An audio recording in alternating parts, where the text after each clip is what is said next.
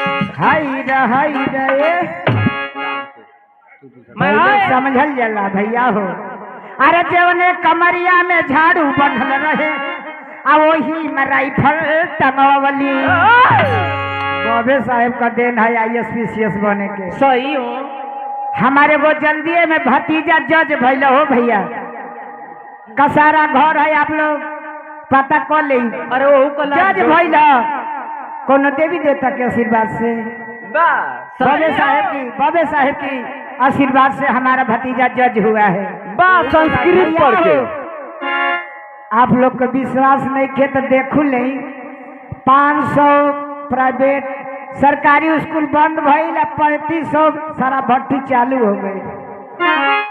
पढ़ाई सरकारी ना चाहिए बाकी नौकरी सरकारी चाहिए। हो सखी कुल डिटेल निकालो का घर में रहते हाँ ये कहीं जाने खातिर तो के अगली जन्म ले पड़ी भैया।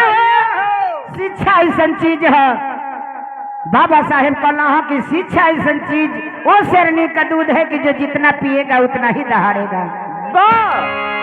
यही से बाबा साहेब कहते हैं कि जवने कमरिया में झाड़ू बंधल रहे आ वही में राइफल टंगवली। आ जवने नटैया में हाड़ी टंगल रहे आ वही मटाई बंधवली। तोहरे बिहाल बाबा राजधानी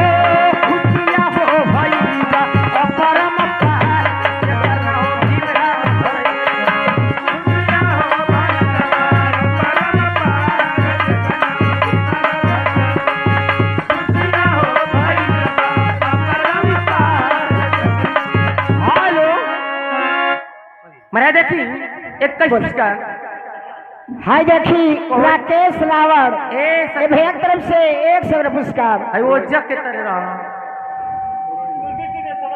अच्छा हाँ सही। लेकिन हाय राकेश रावण जी की तरफ से बहुत पुरस्कार भैया का फरमाइशी बा हम बहुजन हमार बाबा हो जाए काहे घबराइल बाड़ू तो दुनिया सुनत हो। हाय ये बा अरे का कहतनी का कहताड़ू कह हेलो हेलो मास्टर बदल के और बाबा साहब आई गयो ओ बाबा साहब आई गयो और हमारी नगरिया में बाबा आई गयो हमारी नगरिया में बाबा साहब आई गए हमारी नगरिया में बाबा साहब आई गए बाबा साहब आई गए बाबा साहब आई गए बाबा साहब आई गए हमारी नगरिया में बाबा साहब आई गए हमारी नगरिया में बाबा साहब आई गए।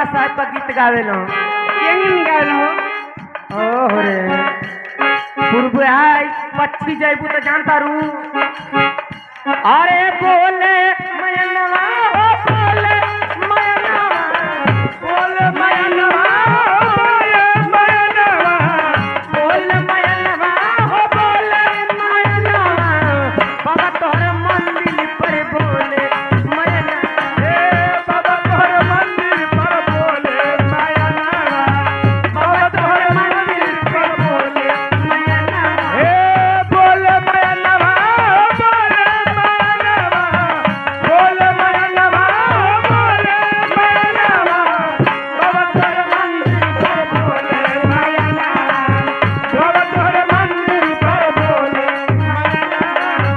बोले मयनवा हो बोले मयनवा हे मयनवा बोले मयनवा बाबा तोहर मंदिर पर बोले मयनवा हे बाबा तोहर मंदिर पर बोले मयनवा बाबा तोहर मंदिर पर बोले मयनवा जवन नगरिया में सिख न रहले हो जवन नगरिया में सिख न रहले ओही नगरिया में कॉलेज खोलाई गयो ओही नगरिया में कॉलेज खोलाई गयो हमारी नगरिया में बाबा साहब आई गए हमारी नगरिया में बाबा साहब आई गए हमारी नगरिया में भालो मेरा देखी एक पुरस्कार राकेश